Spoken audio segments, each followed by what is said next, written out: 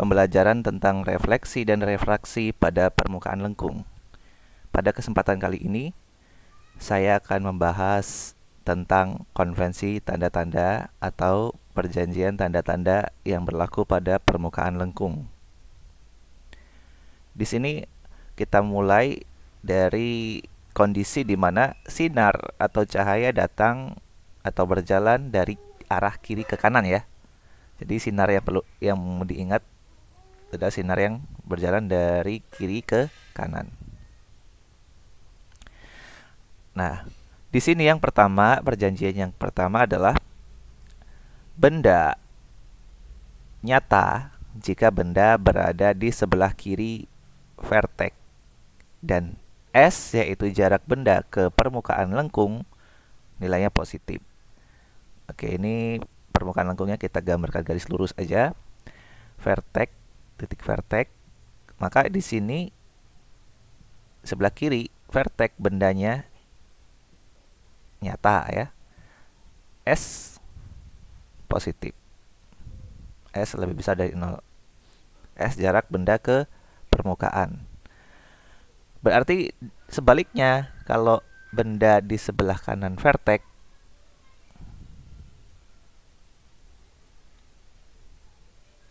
maka S-nya lebih kecil dari 0. Berarti ini maya ya bendanya. Oke, ini nyata. Yang ini maya. Nah, real atau virtual gitu. Yang kedua adalah tentang bayangan. Nah, kalau bayangan kebalikannya dari benda di sini. Bayangan sebelah kanan vertex,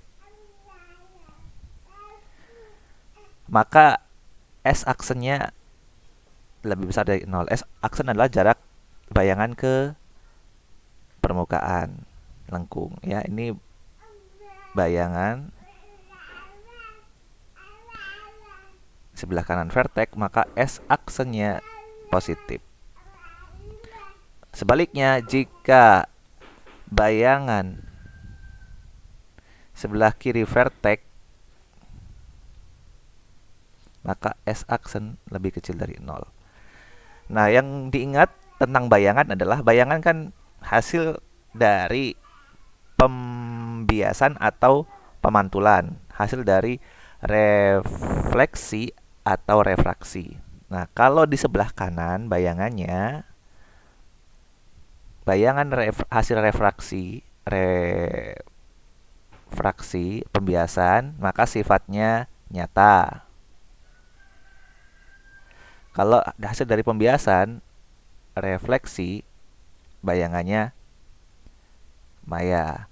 Kalau di sebelah kiri, nah kalau sebelah kiri ya, berarti hasil dari refraksinya itu maya, hasil dari refleksinya itu berarti nyata. Oke, kemudian kita lanjutkan tentang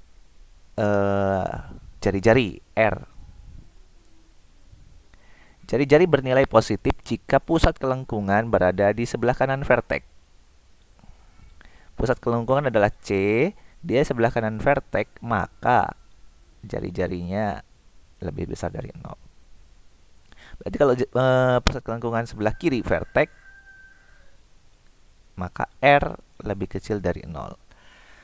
Kemarin kalau yang R lebih besar dari 0, gambarnya berarti kan permukaan cembung. Kalau yang lebih kecil dari 0, permukaan R-nya lebih kecil dari 0, permukaan cekung. Nah, sifat yang terakhir adalah tinggi benda dan tinggi bayangan. Simbolnya Y untuk tinggi benda, Y aksen untuk tinggi bayangan. Ini tidak dipengaruhi oleh letaknya. Letaknya itu di kanan vertex atau di kiri vertex tidak dipengaruhi itu, tapi dipengaruhi oleh arahnya, arah ke atas atau ke bawah ya. Untuk benda, untuk tinggi benda, kalau bendanya arahnya ke atas, tingginya lebih besar dari 0, arahnya ke bawah lebih kecil dari 0.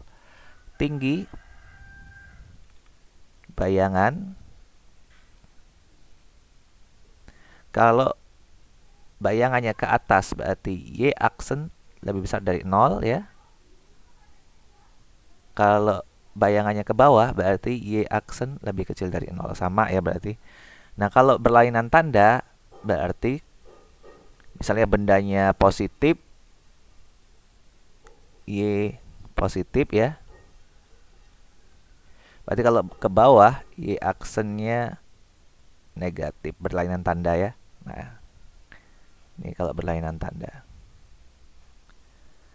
Oke, itulah sifat-sifat yang berlaku pada permukaan lengkung. Untuk contoh dan penerapannya, kita akan sajikan atau lihat pada video pembelajaran berikutnya.